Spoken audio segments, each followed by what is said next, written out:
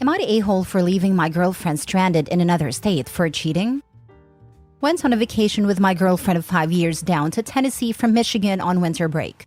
My girlfriend grew up in Tennessee until her family moved up to Michigan when she was 12. It was a big reason I had a crush on her when we were teens because I thought her accent was very cute.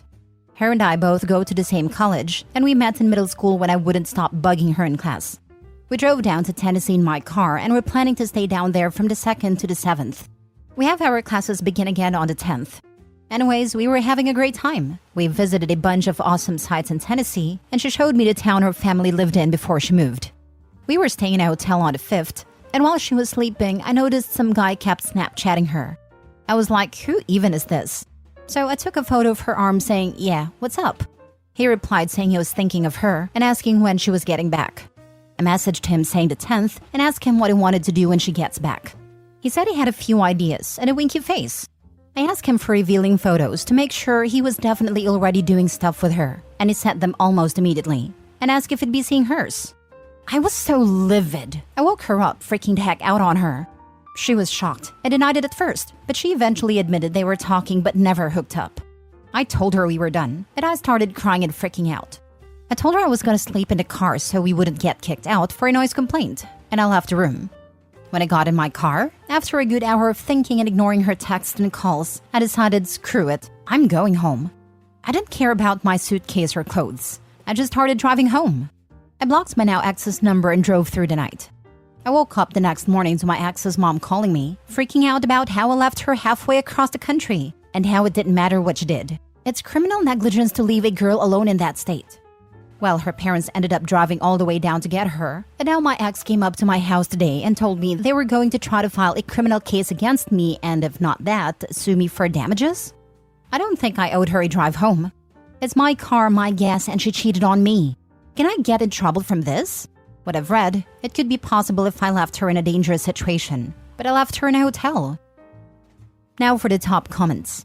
She's an adult in a hotel. There was nothing criminal about you leaving her there. Her family and her are a-holes, and you leaving her lying cheating butt was deserved, not illegal. Don't worry about their empty threats. I'm worried she will embellish and cry domestic violence. Do you think she'd lie to the cops? Because I'm getting the vibe that she would. Talk to an attorney just in case. You left to avoid getting noisy. Wouldn't have occurred to you to hit her. According to Tennessee, this is how they define criminal negligence. Criminal negligence refers to a person who acts with criminal negligence with respect to the circumstances surrounding that person's conduct or the result of that conduct, when the person ought to be aware of a substantial and unjustifiable risk that the circumstances exist or the result will occur. The risk must be of such nature and degree that the failure to perceive it constitutes a gross deviation from the standard of care that an ordinary person would exercise under all the circumstances, as viewed from the accused person's standpoint. Not the a-hole. I would have done the same. Don't want to find out? Don't fool around. I believe this only applies to dependents, such as elderly and children and disabled. Even if it didn't, she was safe in a hotel. All he did was inconvenience her. If she's an adult, you're probably okay, especially since she came home unharmed and you didn't touch her. She did deserve it though. Don't take her back. Even if she isn't an adult, he is okay. He has no legal duty to her. This is just the mom Karen, upset over her cheating daughter. Next story. Am I the a-hole for telling my wife she isn't a single mother? Me, 31 male, and my wife, 28 female, have been married 7 years. We have 3 kids, 10, 7, and 4. For the last 6 years, I have been the sole income for our family.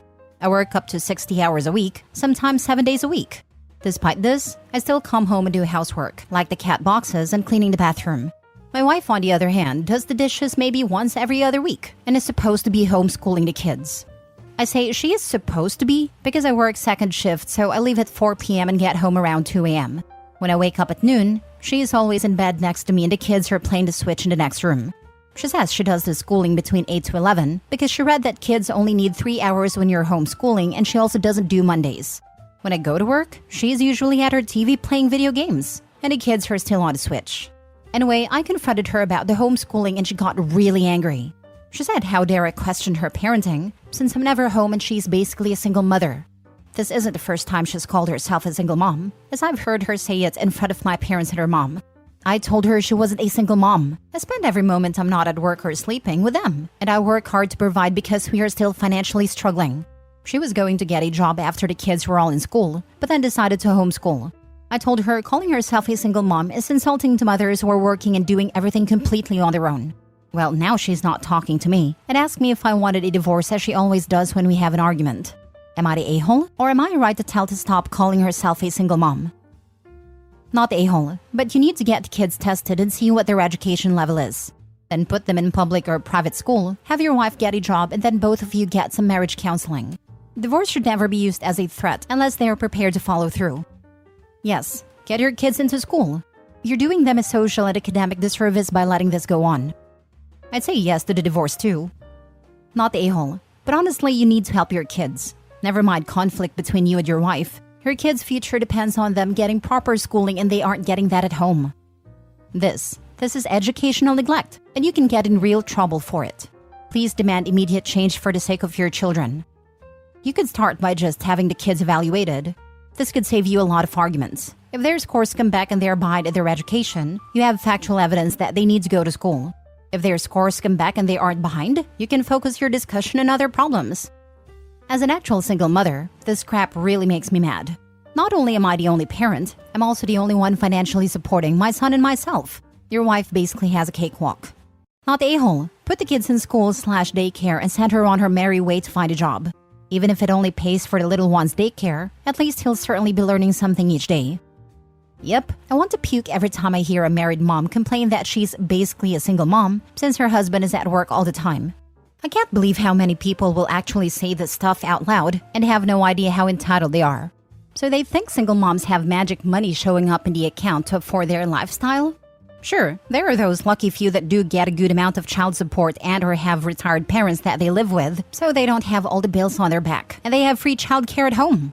But for so many of us, we have to be the breadwinner and at-home parent as much as possible. I only got child support in a blue moon when I'd get a check garnished here or there. Had to work 60 to 80 hours a week to maintain a household entirely on my own income and still make it to all the sports game, performances, parent-teacher meetings, and be around as much as possible for general parenting and nurturing. Basically had to cut out sleep and any personal time, hobbies, friends in order to achieve this. Meanwhile, single married moms complaining that they missed a coffee date this week with a friend because the other parent who financially supports them was busy, financially supporting them. Next story. Am I the a-hole for telling my husband that I will no longer participate in family vacations if his ex is present? Here's the background. While on study abroad, my husband Robert got his foreign girlfriend Elizabeth pregnant. Their relationship was rocky and they've been broken up since Tim was about 1. I met Robert when their son Tim was 3 years old. Robert and I have been together 13 years. When I met Robert, he was upfront that Tim always comes first, and unfortunately is a package deal with Elizabeth until Tim is old enough for solo international travel. This was unfortunate because at that time Robert and Elizabeth hated each other. My parents-in-law have always paid for plane tickets for Elizabeth and Tim to visit. Elizabeth and Tim usually visit for 2 to 3 weeks every year. Robert always requested my presence for these visits to build a relationship with Tim and, at least the first few years, for moral support dealing with Elizabeth. Elizabeth has mostly been nice to me, although it's very superficial. We are not friends.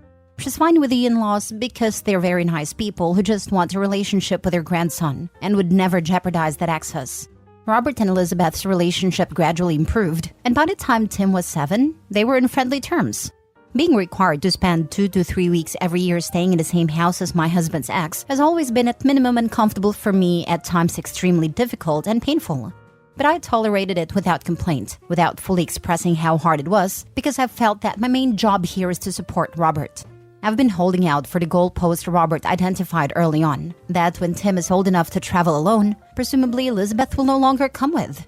Well, that time has arrived. Tim is 16, traveled alone to visit last summer, and it was awesome.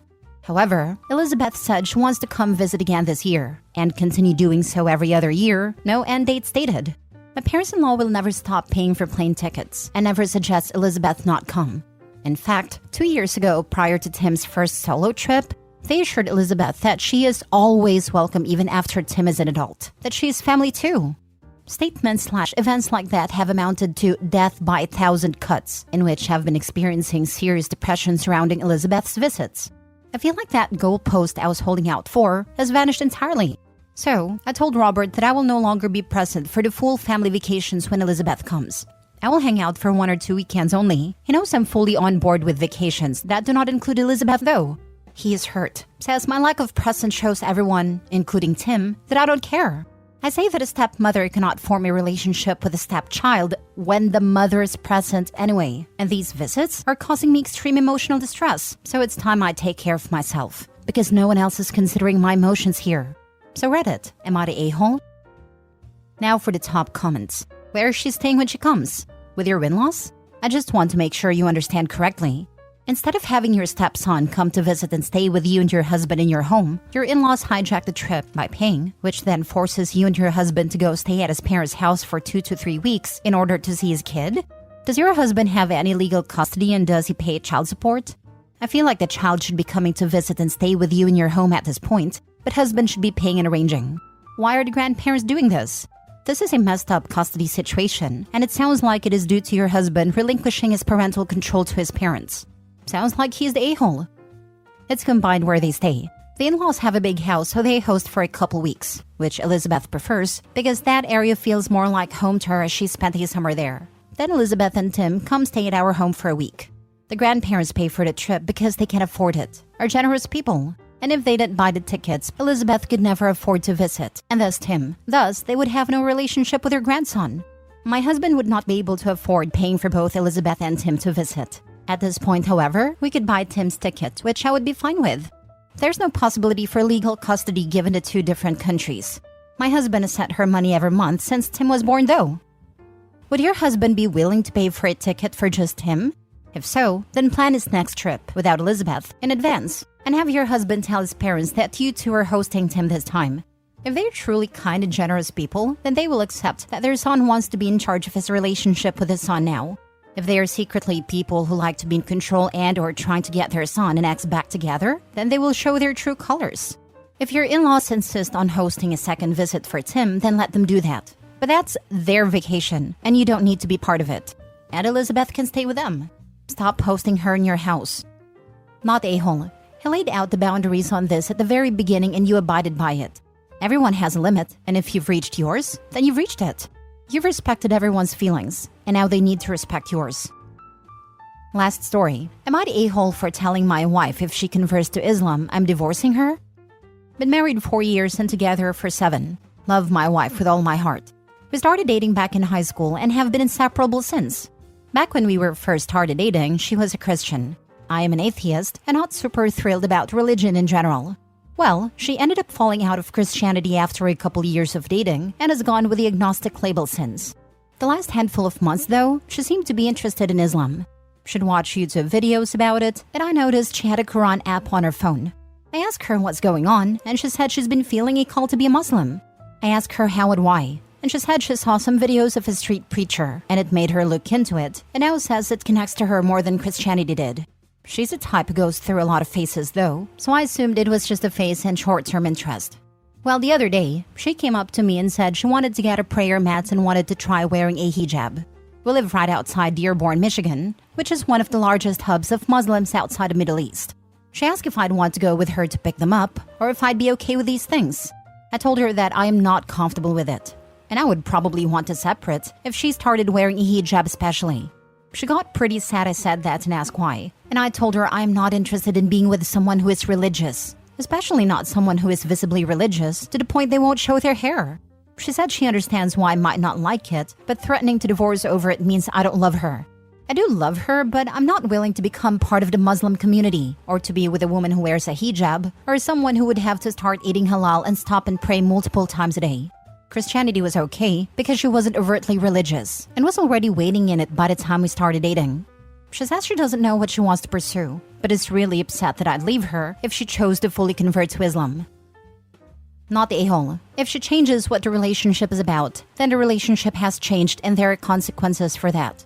If this isn't something you're interested in dealing with, then so be it. It doesn't mean that she's the a-hole either, since she can do whatever she wants with her life. But if that's incompatible with what you want to do with your life, then it makes you two non-viable as a couple. Not the a-hole. Changing your belief system is a big deal. Not the a-hole. People get divorced for all kinds of reasons. If she changes from the person you married to a different person, you don't have to stay married. If she converts to Islam, she'd probably be happier married to a Muslim anyway. If she converts and OP doesn't, they're automatically divorced according to Islam. The tenets of her new religion nullify any marriage between a Muslim and a non-Muslim, or a non-practicing whatevers. Not the a-hole. She is making a radical change in her life which will affect you. If she's going to full hijab right from the start, she will probably get into all the other things too. No alcohol, no pork, no talking with other males, bringing up children as Muslims, etc. This is big, and you absolutely have the right to say no. I speak as a Christian, but if I became fundamentalist, I could not complain if my wife refused to go along with it.